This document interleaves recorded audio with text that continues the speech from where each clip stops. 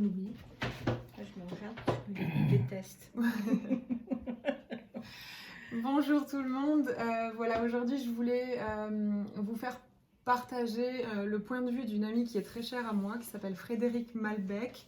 Elle est astrologue et elle m'a suivie depuis mon jeune âge de 20 ans, 19 ans. Je crois que Oui, je pense que ton premier thème, oui, je ne sais même pas si tu n'avais pas juste 18 ans, non? Oui, peut-être, oui, voilà. Et donc, moi, ça m'a énormément aidée pour grandir, évoluer, comprendre plusieurs mécanismes de nous, qui nous sommes et comment on se comporte. Et je voulais avoir son point de vue par rapport à la situation actuelle dans laquelle on est, la situation planétaire dans laquelle on est. Donc j'ai décidé de la rencontrer et elle va vous raconter ce qu'elle pense de tout ça. Mais d'abord, est-ce que tu peux te présenter Alors, je suis Frédérique Malbec, j'ai 77 ans. Je suis née en mars 1944. Voilà, j'ai un parcours de vie assez classique. J'ai élevée dans une famille nombreuse. J'étais la fille aînée. Je me suis mariée jeune. J'ai été maman à 24 ans, puis à 27 ans. J'ai bossé avec l'homme que j'avais épousé en partie. Et puis, j'étais passionnée depuis toujours, moi, par un travail personnel. J'avais besoin vraiment de chercher à comprendre des choses perso. J'avais besoin de faire un point sur moi-même.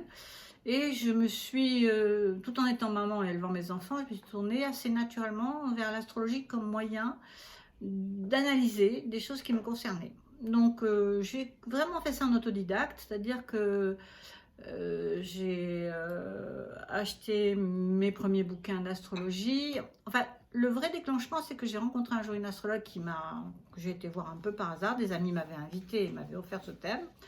Je suis sortie de cette consultation très en colère parce que ce qui m'avait été dit m'avait semblé complètement, mais alors sans intérêt, et j'avais une certitude en sortant de ce moment de consultation, c'est que l'astrologie, ça n'avait rien à voir avec ce que je venais de vivre, et que donc, ça m'a tellement interpellée que du coup, je me suis mis à acheter un premier bouquin d'astro, puis un deuxième, et puis je me suis mise, moi, toute seule, tout en ayant mes enfants chez moi. J'habitais le bassin d'Arcachon, qui est un endroit magnifique, où j'étais vraiment dans la nature et dans une vie assez, faut dire, protégée. Et je me suis mis à faire de l'astrologie comme on fait du canevas ou du tricot, on peut dire ça un peu comme ça. Mais ça m'a passionnée tout de suite. Et surtout, j'ai eu l'impression que j'avais toujours su faire ça. Ça m'était évident. Et c'est pour ça que je pense que j'avais été tellement mal à l'aise avec ce qui s'était passé pendant la consultation, parce que j'avais un a priori, enfin, j'avais une sensation de connaître ce que c'était, et ce que j'avais vécu n'avait rien à voir avec ce que j'en ressentais profondément. Donc, je me suis mise à travailler, et j'ai travaillé beaucoup, beaucoup, beaucoup, toute seule d'abord, en travaillant. Donc, c'est très technique l'astrologie, contrairement à ce qu'on peut se penser. Donc, c'est pas du tout scientifique. Je tiens absolument à dire ça, parce que beaucoup de gens disent oui, c'est une science. Non, c'est pas une science. Pour moi, c'est un art d'interprétation du vivant.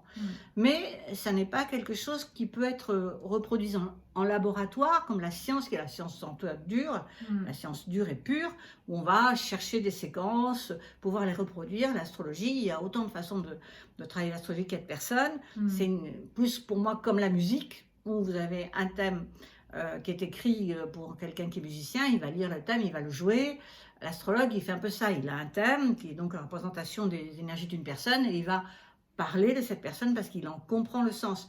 Mais c'est assez poétique, c'est dans le symbole, dans les archétypes. Ça n'est pas quelque chose qui est séquencé, connu comme un truc qu'on va pouvoir donner d'une façon impeccable et contrôlable. C'est pas du tout ça l'astrologie. C'est un outil pour comprendre comment la vie fonctionne d'une manière intuitive, d'une manière poétique. C'est pas une façon de pouvoir avoir une vision enfermée, codée de la vie. C'est pas du tout ça. Enfin, c'est pas ce que je pratique, en tout cas moi. Voilà, donc j'ai travaillé. Et puis la jeune femme chez qui j'ai acheté les bouquins, Martine Noveras, c'était dans le Vieux-Bordeaux. J'étais dans un quartier qui s'appelait le quartier Saint-Pierre à Bordeaux. Et elle m'a un jour proposé de donner des cours chez elle. Ça s'est passé comme ça. Et là, j'ai commencé un premier cours d'astrologie et j'ai eu 30 élèves d'un coup, c'était énorme. Et c'était passionnant parce que c'était en les années 83, ce que je vous raconte. C'est en pleine période du New Age et les gens qui sont venus avec moi faire les cours étaient tous des gens qui avaient vraiment un niveau. C'était des médecins, c'était des psys, c'était des profs d'université. Enfin voilà, on a vraiment monté ce ce cours que j'ai monté était avec des gens qui étaient dans des vrais questionnements. Et ça a été des années passionnantes où j'ai appris, enfin on a travaillé ensemble parce que moi je leur ai apporté toute la matière qu'il faut savoir pour monter un thème. Et puis après voilà, c'est comme ça que ça a démarré.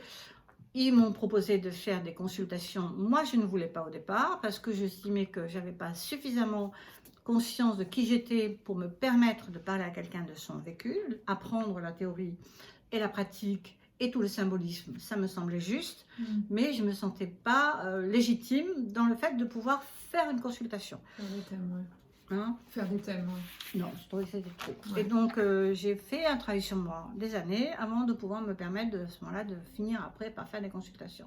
Parce que je sentais que c'était important de ne pas faire de projection quand je recevais quelqu'un sur ce que je pouvais lire avec l'astrologie et ce qui me faisait résonner des choses personnelles et l'être qui était en face de moi. C'était donc quelque chose qui allait plutôt lui compliquer la vie que de l'aider. Et donc il fallait que je fasse ce travail et que j'ai cette conscience de faire une vraie distance. Donc ça, c'était des choses que j'ai, pourrais dire, ressenties toute seule et inventées avec le temps. Puis ça s'est créé. Puisqu'en fait, vous voyez, j'ai 77 ans et qu'en fait, j'en ai fait un métier vraiment. Les cours, ça a été... j'avais 39 ans, donc je suis restée pratiquement 11 ans, 12 ans à travailler d'abord la technique toute seule, puis finalement à faire les cours. Et puis il m'a fallu au moins 5 ans, 6 ans de plus pour finir par faire des consultations, puis après créer mon cabinet de consultation. Voilà, ça s'est passé comme ça mon histoire. D'accord. Et maintenant, tu fais seulement des thèmes personnels pour les gens ou tu m'as dit que tu faisais aussi des conférences, des formations? Oui, mais dès le début, j'ai fait des conférences. Dès le début, j'étais tellement passionnée qu'au début, avec l'histoire du New Age, il y avait un vrai courant autour de tous ces arts ésotériques qui permettaient un peu de projeter le futur. Hein, puisque quand on parle du New Age, c'est une période très particulière, les années 80-83, c'est la période hippie, la période de tout ça, où on projetait un monde meilleur. On commençait déjà, et il y avait ces premiers désaveux d'une jeunesse qui ne se retrouvait pas dans la société de consommation, ben c'était ça quand même était derrière, et qui disait non, nous, ça ne nous plaît pas, et puis qui voulait absolument viser une humanité qui est une humanité dans la paix. Enfin, il y avait quelque chose qui était très utopique, mais qui était très beau en fait. Hein. Et donc, le courant d'astrologie qui a démarré là a été très fort. Entre autres, parce qu'il y avait plein d'autres techniques qui ont commencé à se faire à ce moment-là. C'est le moment aussi où toutes les grandes techniques de psychologie et toutes les thérapies, pas encore les thérapies cognitives qui sont venues plus tard, mais toutes les thérapies premières étaient déjà le cri primal, enfin tout ce qui était en train de se développer d'abord aux États-Unis puis après en France et ailleurs dans le monde. Et donc ce grand mouvement a été un mouvement très riche et qui s'est à un moment donné tari parce que entre ce qui était idéalisé et la réalité de ce qui a été capable d'être vécu, bien sûr, à un moment donné, il y a eu le retour qui a été de voir qu'on pouvait projeter un idéal, mais que le mettre en place, c'était vraiment du travail. Et surtout que, bon, on avait affaire à une civilisation qui était très ancrée dans la matérialisation, dans le matérialisme, dans la consommation, quoi. Et que c'était quelque chose qui n'arrivait pas à se défaire, quoi. Voilà. Donc, qu'est-ce que tu penses que l'astrologie peut apporter au niveau individuel? Alors, c'est un outil très étonnant. C'est un outil pour se développer soi. Et c'est un outil aussi pour mieux comprendre les autres. Parce qu'en fait, un thème astrologique permet de comprendre qui nous sommes. Et si on se penche sur le thème de personnes autres que soi, on comprend bien la complexité d'un être humain. Parce que dans un thème, il y a à la fois beaucoup de choses très ouvertes, très lumineuses, mais il y a aussi des endroits sombres, des endroits fermés, et il y a, je pourrais dire, une grande dualité qui existe entre ces deux parties de nous. On voit bien dans un thème tout ce qu'il peut y avoir déjà je dirais, de développer dans le côté heureux, avec certaines capacités d'être doué, à l'aise, avec beaucoup de choses.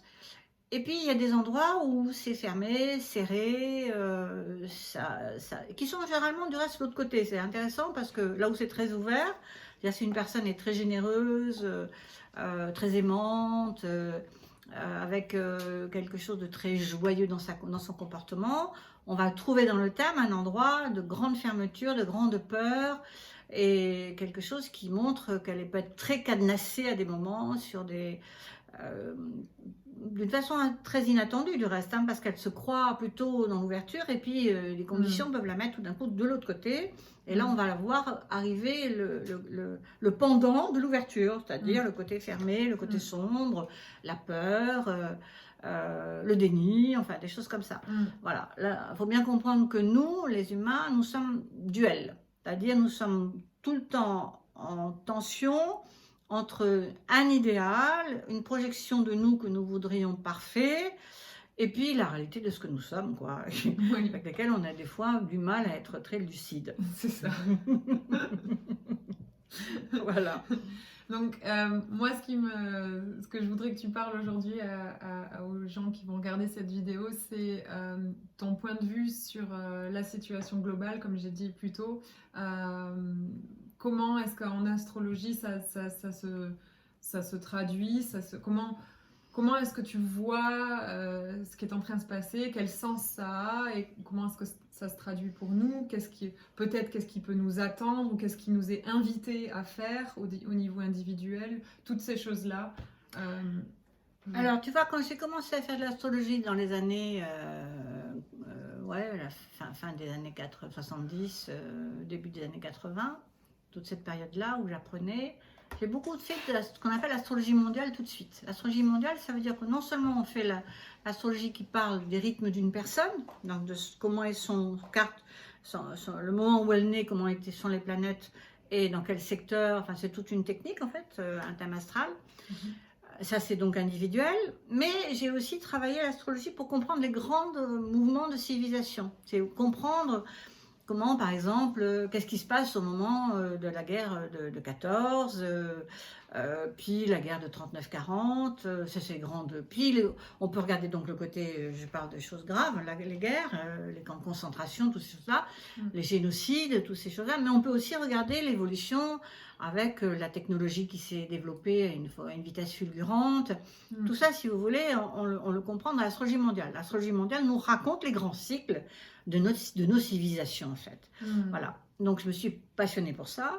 Et j'ai très vite compris, en travaillant là-dessus, qu'il était prévu depuis des millénaires, à peu près, on pourrait dire 4 ou 5 000 ans, pour faire court, qu'on allait vivre une crise de mutation très forte humainement, collectivement, qui était liée, si vous voulez, à une transformation de l'humanité, mais aussi de tout notre système, c'est-à-dire la Terre, nos sociétés, la Terre, la manière dont c'est une transformation, comme il y en a eu plein d'autres, si on regarde les ères glaciaires, ce qui s'est passé, qu'on sait sur les dinosaures, et tout ça, on voit bien que la Terre, elle a beaucoup travaillé avant qu'on soit nous, là, les humains. C'est relativement récent, je crois, d'après si je me souviens bien, que Homo erectus est arrivé sur la Terre. Oui, à l'échelle de la Terre, c'est assez petit, en fait. Ouais. Mais bon, en tout cas, nous sommes là aujourd'hui, nous les humains, et depuis 4000 ans, 5000 ans, il y a des choses, beaucoup de traditions, quelles qu'elles soient, que ce soit des traditions ésotériques, que ce soit des traditions religieuses, que ce soit des choses occultes, plus, je dirais, plus compliquées, plus liées à la magie, au chamanisme, des choses comme ça. Toutes les traditions disent la même chose, c'est qu'à un moment donné, une transformation énorme qui se fait et qu'on change complètement d'état vibratoire et que la Terre est appelée à... Et j'avais bien tout trouvé en travaillant avec ces techniques-là, parce que c'est assez précis quand même si c'est pas comme si on fait un thème d'une personne où c'est l'heure et la minute qui parlent. Là, on parle c'est des dimensions immenses, puisqu'on parle de milliers d'années. Mais ça n'empêche qu'on pouvait à peu près séquencer par les rythmes des planètes la période où ça se passait. Donc c'est précis comment, par mois, par semaine ou par année? Non, c'est précis par année. C'est précis par année. L'astrologie mondiale, c'est ce qu'on appelle, ce que j'ai essayé de te raconter tout à l'heure, bon, c'est compliqué à raconter, mais il y a une grande année, on appelle ça, c'était un grand cycle de 26 000 ans qui symbolise le développement de toutes les civilisations. Voilà. Et si on remonte au fur et à mesure qu'on comprend ce que je raconte, on a des points d'appui qui nous permettent de prendre les grandes civilisations avec des dates qui permettent de voir comment elles commencent, comment elles se développent, comment elles arrivent à un déclin, elles meurent, pour qu'une autre arrive. Ça parle de ça, en fait. Ouais, okay. Voilà. Et là, pour nous, en ce moment, dans ce qu'on raconte, non seulement on est en train de finir un de ces cycles-là, qu'on appelle l'ère des poissons, pour entrer dans l'ère du Verseau. Moi, j'entends beaucoup de gens dire, on est déjà dans l'ère des Verseaux. Non. C'est pas la réalité, on est dans le passage, mais on n'y est pas. Mais si on remonte, avant l'ère des poissons, il y a eu l'ère du bélier, l'ère du taureau, l'ère des gémeaux, l'ère du cancer, qui serait l'Atlantide, à peu près ce qu'on peut avoir qui ressemblerait encore à avoir une mémoire historique. Avant, si on parle du reste, c'est vraiment des choses qui sont archéologiques, et là, on n'a pas d'écriture. Mais bon, on a quand même des choses qui parlent, si vous voulez, de remonter jusqu'à l'Atlantide. Voilà. Bon, donc en tout cas, Verseau, tu m'as dit tout à l'heure, on y arrivera dans 49 ans, c'est ça? Alors, en principe, on aurait commencé l'ère des poissons 100 ans avant l'avènement du Christ. Donc, on est en 2021. Donc, ça fait 2121, si on remonte de ce 100 ans, pour arriver à 2060. C'est 2100. Alors attends, que je ne dise pas de bêtises, parce que du coup, on est oui, c'est 100 ans avant, donc on a 2021, si on rajoute, ça va être 2121. Donc il manque, effectivement, pour arriver à 60, il manquerait les 49 ans qui sont à pourvoir pour arriver à 2060. 2160, pardon. Puisque une ère dure 2160 ans, à chaque fois. Ouais. Chaque ère dure 2160 ans. Donc, si tu fais... Non, donc 39 ans. 39 ans, pardon, 39 ans. Dans 39 ans. Dans 39 ans. Voilà. Alors, après, quand on parle d'années comme ça, si tu veux, on essaye d'être précis, c'est débile, franchement, parce qu'on parle de dimensions qui sont tellement immenses qu'on ne peut pas compter de cette façon-là.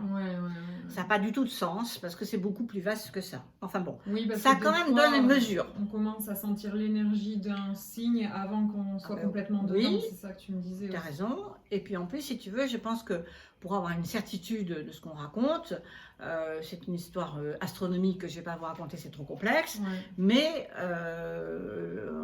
on sait très bien qu'il y a tu vois, une marge d'erreur possible qui peut exister clairement dans ce qu'on raconte. Donc moi, je ne me permettrai pas d'affirmer. Je pense que ça donne une mesure possible. Donc, on va voir comme ça. Pour résumer ce que tu viens de dire, on est en train de changer d'état vibratoire. Et ça se traduit pour nous dans des sensations physiques et sur la fin du cycle qu'on est en train de vivre est prévue, parce que ce n'est pas seulement la fin du cycle d'une ère qui dure de 2160 ans, c'est la fin de la grande année dont je te parlais juste avant. C'est la fin d'un cycle de 26 000 ans qu'on est en train de faire. Donc, ce qui veut dire que ce qui est prévu ésotériquement depuis très longtemps, c'est qu'on change complètement d'état vibratoire et que donc on monte en vibration. Donc, ça veut dire que comment on vit les atomes et les cellules et le monde concret comme on le voit aujourd'hui, à quelque chose qui est en train d'être bouleversé par une espèce de pression cosmique qui est en train de se passer. La Terre aussi, elle, réagit à travers le fait, je pense qu'elle a moins de magnétisme qu'autrefois. Enfin, il y a tout un procédé que je ne vais pas vous raconter, c'est trop complexe, qui est en train de se faire. Et nous sommes sur Terre à ce moment-là, et nous sommes quelque part les acteurs de ce qui se passe, nous avons notre rôle à jouer dans ce qui se joue. Parce que ce n'est pas par hasard que quelque part, nous les humains, nous sommes sur Terre en ce moment, et la civilisation qui est à créer ensuite, c'est nous qui sommes porteurs de ça. Dans toutes les traditions, quand on parle de la fin de ce cycle-là, pour rentrer dans le nouveau cycle, on dit que l'ère du Verseau, qui serait le nouveau cycle à créer pour relancer une année de 26 000 ans, c'est un âge d'or. Ce qui est donc prévu dans toutes les traditions. Ce qui signifierait que la manière dont on vit la matière aujourd'hui, et le fait d'être incarné, et le fait d'avoir un corps, et le fait d'être sur Terre, etc., c'est une façon de vivre et de vibrer qui a existé depuis des millénaires, que ça va se transformer qu'il y a une espèce d'alchimisation incroyable qui est en train de se faire, et qu'à un moment donné, on va passer à un autre état vibratoire, et qu'on est donc chacun porteur de pouvoir accomplir ce travail personnellement. Parce que ce n'est pas quelque chose qui se passe si on n'y accède pas. Si on y, nous sommes porteurs de l'évolution, de le créer. Tu veux dire que ça ne se passe pas indépendamment de nous, ou si quand même? Alors, ça se passe indépendamment. Enfin, il y a une pression générale, mais soit on s'aligne, soit on ne s'aligne pas. Oui, voilà. Soit on monte dans le train, soit on n'y monte pas. Voilà, c'est ça. Voilà. Mais quelque part aussi, on est un peu le carburant du train. Oui. On n'est pas que celui qui est passif à monter dans le train. On a aussi notre énergie serre. Oui. Tu vois, c'est pas seulement manifestement ce qui est prévu à chaque fois, c'est que la façon d'investir la nouvelle étape crée l'élan. Ouais, d'accord. Ouais. De chacun. Oui, c'est comme s'il y avait une grande roue presque, enfin je cherche des images, mais une grande roue qui est en avance, et plus on est nombreux à courir dans cette roue, plus ça lui donne de l'élan. C'est ça.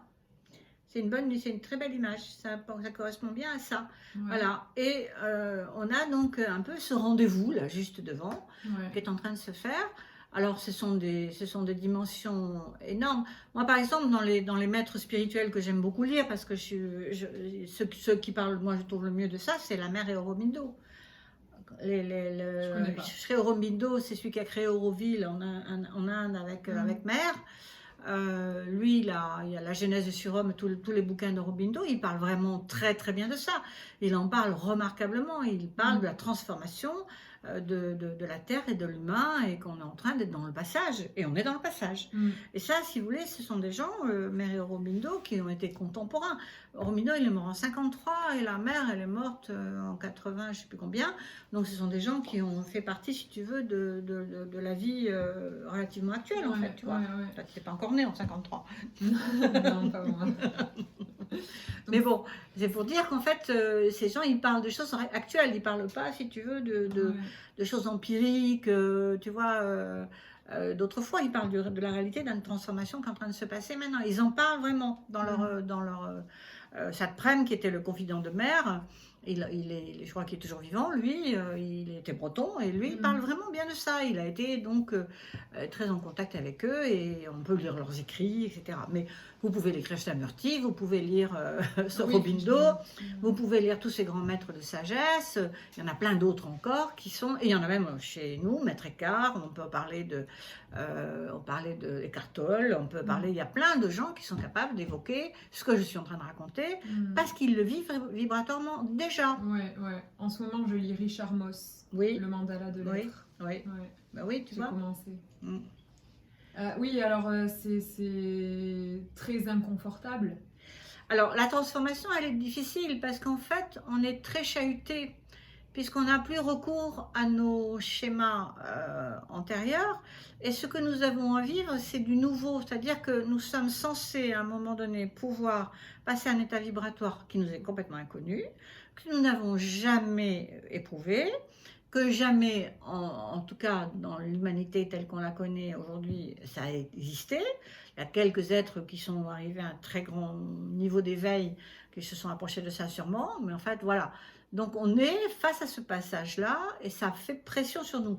On le sent bien de toute façon, qu'on est quelque part sollicité tout le temps d'une façon vibratoire très complexe, et qu'à des moments c'est assez et ça nous renvoie, moi personnellement, ça me renvoie tout le temps au présent, parce que si je suis décentrée, je le vois de suite. Il y a les peurs qui remontent, l'inconfort, les émotions qui veulent sortir, et je le vois, et tout se passe beaucoup plus vite maintenant. C'est vrai, il y a une accélération du temps, si on ne communique pas comme il faut avec les autres ou avec nous-mêmes, de suite on est boum. Et